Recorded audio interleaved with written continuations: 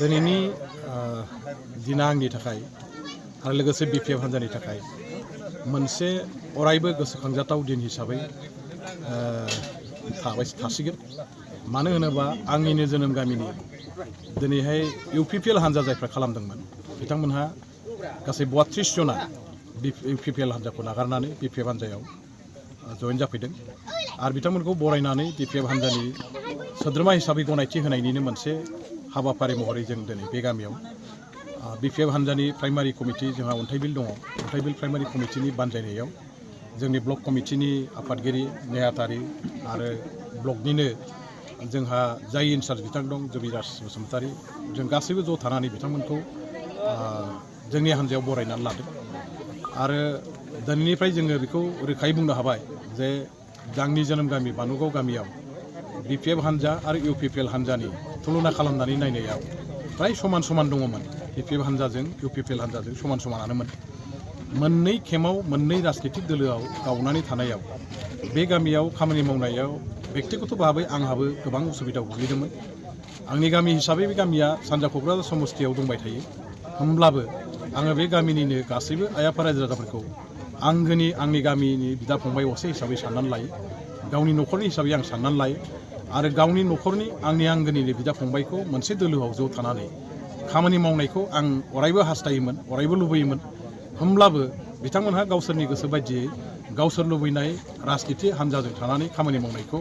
आं खुनुदिनबो बिथांमोनखौ जेबो हेंथा खालामबोआखै आरो बिथांमोनखौ खुनु सोंखारिबोआखैबो। जाय जेराव गोसो बेयाव थानानै राजनिति खालामनायनि खाबुखौ बिथांमोननो होबोनाय जादों। आं खुनु मानसिखौ बिपिएफ दोलोआव हाबनांगौनि थाखाय फुस्लायनायबो जायाखै, बरायनायबो जायाखै। नाथाय गावसोरनो दिनैनि इउपिपिएल हान्जानि सरकारनि 3 बोसोर बे बाबेनलांनाय समनि गेजेरावबो रायजो राजाफोरनि जेबो खामानि मावनो हायैलाय, जोंनि बिटिसिनि मोजांनि डेभेलपमेन्टनि रैखाथिनि जेबो खामानि मावनो हायैलाय सारा बिटिसि ओनसोलाव इउपिपिएल हान्जाखौ जेरै गाज्रि मोननानै नागारनाय मोनसे दोहौ फैदों, बिपिएफ हान्जायाव हाबफैनायनि मोनसे दोहौ फैदों। बे एखे दोहौआनो एखे बारानो दिनै बानुगाव गामिनि इउपिपिएल खालामनाय आंनि गामिनि मानसिफोरनि गेजेरावबो बिथांमोननियावबो नांफैदों आरो बेखौनो बुजिनानै बिथांमोनहा दिनै जोंनि बिपिएफ हान्जायाव गावसोरनि खालामनाय इउपिपिएल हान्जाखौ नागारनानै हाबफैनाया थारैनो आंनि थाखाय मोनसे बेक्तिगत भाबै दलनि खोथाखौ दोनथ'नानैब्लाबो बेक्तिगत भाबै आंनि थाखाय मोनसे बिराद गोजोनथाव रंजाथाव बाथ्रा जादों आरो बिपिएफ हान्जा हिसाबैबो जों मोनसे रंजाथाव गोजोनथाव आरो मोनसे जोंनि थाखाय माने गोग्गानानै लाथाव सान जाबाय होननानै आं बेखौ साननानै लागोन आरो दिनैनि उनाव बिपिएफ हान्जाया जोङो बे बानुगाव गामियाव मोनसे शक्तिशाली बयनिख्रुइबो गोहोगोरासिन हान्जा हिसाबै गावनि बिटिखौ गायसननानै लानो हाबाय। आसा खालामो उननि बेलायाव आरोबाव जायफ्रा आद्रा एफा एनै दंबावो बिथांमोनहाबो लासै लासै समजों लोगोसे गावसोरनि सुबिदाखौ बुजिनानै बिपिएफ हान्जायाव बिथांमोनहाबो हाबफैगोन आरो बेनि थाखाय जोंनि गामियाव थानाय जायफोर दिनै बिपिएफआव दङ बिथांमोनहाबो बा ब्लक प्राइमारि कमिटियाव जायफोर बिथांमोनहा दं बे आद्रा थाबोनाय जोंनि रायजो राजाफोरखौ गुबुन गुबुन गामिनि रायजोफ्रा जेरैहाय इउपिपिएलखौ नागारनानै बिपिएफआव हाबफैदों बेबायदि हाबफैनायनि थासारिखौ जाहाथे मोनो बिथांमोनजों जगाजगखौ अरायबो आंबो लाखिगोन पार्सनेलि आरो हान्जायाबो जेब्लाबो जगाजगखौ लाखिनानै जाहाथे जोंनि फारसे बिथांमोनहा फोथायनायखौ लाखियो आरो हान्जायाव जाहाथे हाबफैनायनि खाबुखौ मोनो बे अभियानखौ जोङो लाखिबाय थागोन। सार दिनै जे प्रमद बर'नि 3 बोसोर सरकाराव दिनै बिटिसिनि थासारिया माखासे जोबस्रांलांनायनि लामायाव फैदों बिनि सायाव मा बुङो? दुखुनांथाव बाथ्राया बे जे इउपिपिएल हान्जाया मोनसे संग्रामि छात्र संगठननिफ्राय फैनाय दैदेनगिरिफोरजों दाजानाय मोनसे राजनितिक दल। बे हिसाबै बिथांमोनहा जोंनि जातिनि बा बिटिसिनि खुनु मोनसे बिसयखौ क्षमतानि थाखाय सोरनिबा खाथियाव कमप्रमाइस खालामनानै बेफोरखौ गासैखौबो जालदाब जुलदाब नागारजोबनानै गावसोरनि क्षमताखौल' हमथानायनि राजनितिखौ खालामगोन होननानै जोङो जाति हिसाबैबो सानाखैमोन आरो बेक्तिगत भाबैबो आंहाबो बिदि मोनसे बिथांमोननि सायाव साननाया गैयामोन। किन्तु सरकार सालायनायनि उनाव 3 बोसोर थांनायनि लोगो लोगो जोङो दिनै बिथांमोनखौ नुदों जे बिटिसिनि रैखाथिखौ बिथांमोनहा आसाम गभर्नमेन्टजों दिनै कमप्रमाइस खालामनानै गावसोरनि क्षमताखौल' जेरैखि जाया हमथानानै दोननायनि मोनसे पलिटिक्सनि फर्मुला हिसाबै लानानै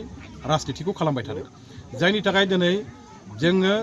थै गारनानै लाबोनाय दावहा होनानै लाबोनाय गिलु फालु आन्दलननि गेजेरजों सोरजिनाय बिटिसिनि जोंनि मोनखानाय 6 सिडिउलनि क्षमता 16टा डिपार्टमेन्टखौ आसाम गभर्नमेन्टनो बिथांमोनहा गथायनानै हरफिननानै बिटिसिखौ लोरबां थोरबां होरलां होथां खालामनानै दिनैहाय जोबस्रांनायनि लामायाव लाबोदों आरो बे जोंनि थाखाय सहायथावै बाथ्रा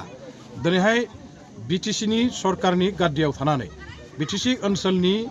आइ आफा रायजो राजाफोरनि थाखाय बिथांमोनहा जेखिनि माखासे खामानि मावनायनि खोथा होदोंमोन जेरै न'खर न'खर साख्रि होनाय दासिमहालागै सासेबो जोंनि लाइमोनफोरनो साख्रि होनो हायाखै एनडिएफबि बिदा फंबायफोरनो दिनैहाय बिथांमोनहा हाथियार नागारनानै फैनायनि उनाव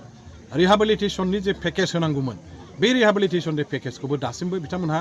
आबुङै रावनोबो होनो हायाखै गोबां एनडिएफबि जोंनि बिदा फंबाय जायफ्रा सारेन्डारिफोर बिथांमोनहा गभर्नमेन्टनि रिहाबिलिटेसन मोनैयाव दिनैहाय गोसो बायनानै गुबुन गुबुन माखासे समाज बिरोधी खामानियावबो आगान होनो गोनां जानाय बेखौ जों सम सम नुदों बा गुबुन गुबुन माखासे हान्जा गोदानै सृष्टि खालामनो खायफा खायनैया हयथ'बा माने सिन्था खालामफ्लांनाय बेफोरबायदिखौबो जोङो समजों लोगोसे नुबोदों आरो बिनि गासैबो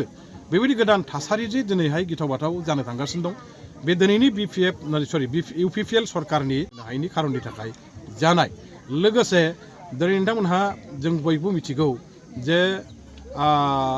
माने जोंनि मार्टियार्स जायफोर दं बड'लेण्ड सोमावसारनायाव जेसेबां जोंहा जिउ बावलांदों मुंख्लं बिथांमोननो 5 लाख करि एक्स ग्रेसिया होनायनि बाथ्रामोन खिन्थु दिनैसिमबो बे एक्स ग्रेसिया 5 लाख थाखाखौ जोंनि साफ्रोमबो मुंख्लं न'खरा मोननो हानाय जायाखै आसाम गभर्नमेन्टआ जेब्ला आसाम बिधान सभायाव 2017-18नि फाइनान्सियेल बाजेटआव आसुनि मुभमेन्टआव आसाम आन्दलनाव जिउ बावलांनाय शहीदफोरनो 5 लाख करि होनायनि बाथ्रामोन बे बिलखौ जेब्ला बिथांमोनहा हाउसआव लाबोदोंमोन अब्ला आङो बेवहाय बिपिएफनि सासे एमएलए हिसाबै पार्टिसिपेट खालामनानै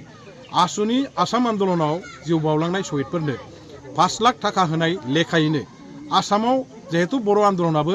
आसामनिनो मोनसे गिदिर मोनसे जातीय आन्दलन आरो बे जातीय आन्दलनाव जिउ बावलांनाय जोंनि शहीदफोरनोबो 5 लाख करि होनांगौ होननायाव आसाम गभर्नमेन्टआ बेखौ मानिनानै लादोंमोन आरो बे मथे बिपिएफनि आमोलाव बे 5 लाख एक्स ग्रेसिया थाखाखौ जोंनि मुंख्लं न'खरफोरनो होनो थाखाय बिथांमोनहा आराम्भबो खालामबायमोन आरो गोबाङानो मोनबायमोन खिन्थु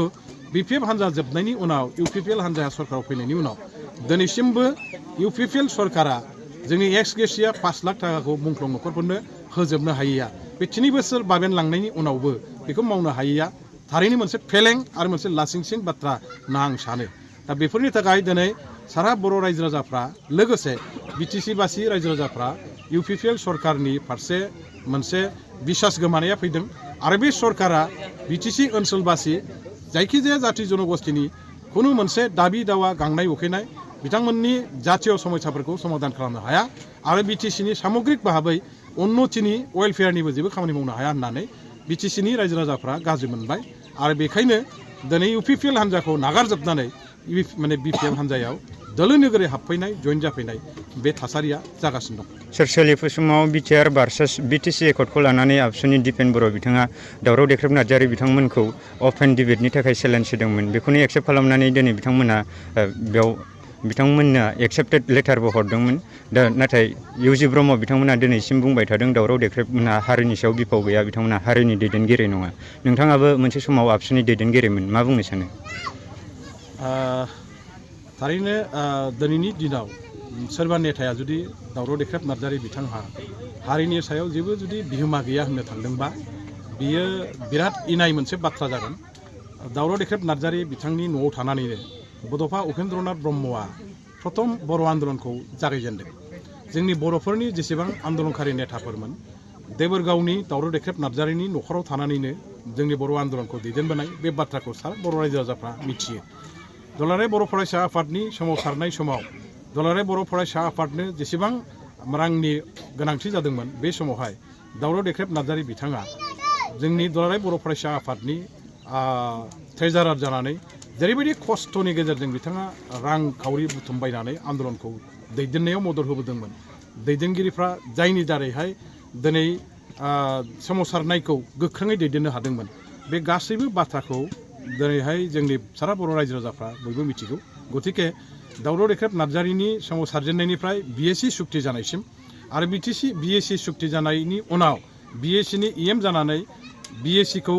जाफुंसार रोखोमनि मावफुंनो थाखाय सेस्था खालामनाय आरो आन्दलननि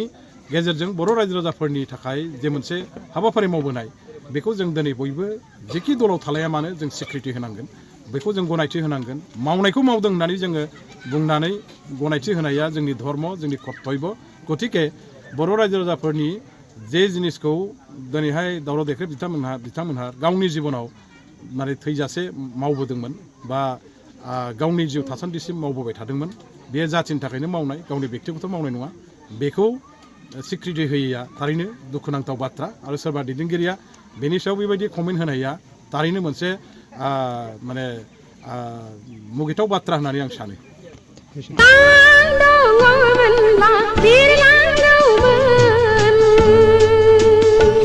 बर'नि गिबिसिन आबुं बर' सावथुन आलायारन सावथुनखौ नायनो हांखुर जानानै थानाय रायजो राजाफोरनि थाखाय गोजोनथाव खौरां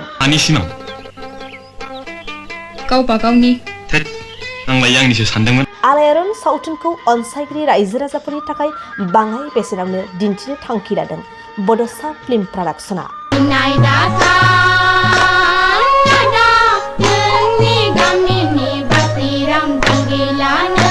रायजो राजाफोरनि खाबुनि थाखाय क्रिसमास आरो इंराजि गोदान बोसोरजों लोब्बा लाखिनानै गोदान बोसोर 2024 इं मायथाइनि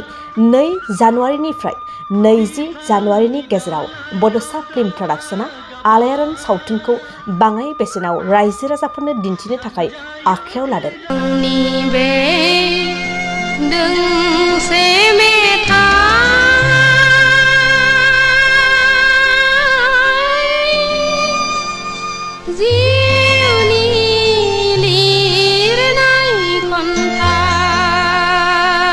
फैगौ 2 जानुवारिनिफ्राय 20 जानुवारिनि गेजेराव सिगाङाव लानाय बेसेननिख्रुइ गोबां खमसिन बेसेनाव आलायारन सावथुनखौ लांनानै रायजो राजाफोरनो दिन्थिनो हागोन सुदेम बार बारनाय गोजोनग्लायनाय समाव बिरलाङो गोसोआ नोंनि सेराव क्रिसमास आरो इंराजि गोदान बोसोरजों लोब्बा लाखिनानै आलायारन सावथुनखौ अनसायगिरि रायजो राजाफोरनि थाखाय बाङाय बेसेनावनो दिन्थिनो थांखि लादों बड'सा फिल्म प्रडाक्शना कुन्जेनि खैसाराव नोंथाङा गासनबाय नोंथाङा गावनि खाफालखौ जाबाय हाखौ लामारनो नाजायोब्ला बाथ्राया गाहाम जानाय नङालै बेनिखायनो दासिमबो जुदि नोंथांमोनहा आलायारन सावथुनखौ नुवाखैब्ला थाबैनो जगाजग खालामदो आरो बाङाय बेसेनावनो लांनानै आलायारन सावथुनखौ नायनो गोसो जानानै थानाय रायजो राजाफोरनो दिन्थिहैदो नों खालि आंनो 500 रांल' हर हाया फाक्का नोंथांमोना आलायारन सावथुनखौ सिगांनि बेसेननिफ्राय गोबां खमसिन बेसेनाव लांनो थाखाय 84537666183 9678616741 आरो 7896298145 मबाइल नम्बराव फोनांजाब खालामदो